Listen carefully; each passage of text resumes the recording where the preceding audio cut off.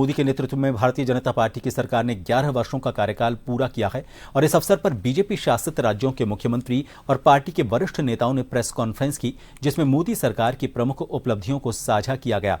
उत्तर प्रदेश के मुख्यमंत्री योगी आदित्यनाथ ने लखनऊ में राज्य बीजेपी मुख्यालय में संवाददाताओं से बातचीत की और मोदी सरकार के 11 साल में किए गए कामों और योजनाओं की जानकारी दी। महाराष्ट्र सीएम देवेंद्र फडणवीस ने प्रेस कॉन्फ्रेंस में कहा कि महाराष्ट्र की जनता से किए गए सभी वादों को पूरी ताकत से पूरा किया जाएगा। उन्होंने ये भी कहा कि सरकार की दिशा वही है, केवल भूमिकाएं बदल गई हैं। हरियाणा के सीएम नायब सिंह सैनी ने कहा कि मोदी सरकार की योजनाओं और उनके राज्य में लागू किए गए कार्यक्रमों की जानकारी दी।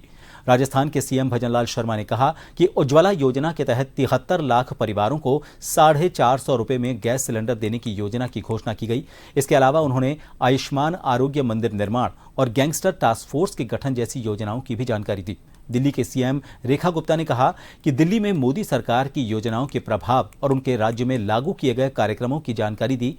गुजरात के सीएम भूपेंद्र पटेल ने मोदी सरकार के 11 साल पूरे होने पर कहा कि पीएम मोदी ने गुजरात के समग्र विकास के लिए देश का पहला रेलवे और परिवहन विश्वविद्यालय गतिशक्ति विश्वविद्यालय भी उपहार में दिया। इसके साथ ही बीजेपी के राष्ट्रीय अध्यक्ष जेपी नड्डा ने पार्टी मुख्यालय में प्रेस कॉन्फ्रेंस की। उन्होंने मोदी सरकार की प्रमुख उपलब्धियों का उल्लेख किया।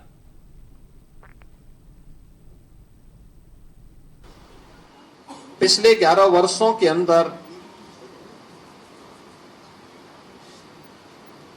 प्रधानमंत्री मोदी जी के नेतृत्व में भ्रष्टाचार से मुक्त, परिवारवाद से मुक्त, तुष्टीकरण की राजनीति से मुक्त, एक भारत श्रेष्ठ भारत की परिकल्पना को साकार करने वाली एक ऐसा नेतृत्व हमें मिला है, इस देश को मिला है। तब केंद्र ने ही आकर के यहाँ मदद की, जो मदद आज तक चल पा रही है। 1731 कॉलोनियों का नियमितीकरण, वो एक बहुत बड़ी रिलीफ थी दिल्ली के लिए।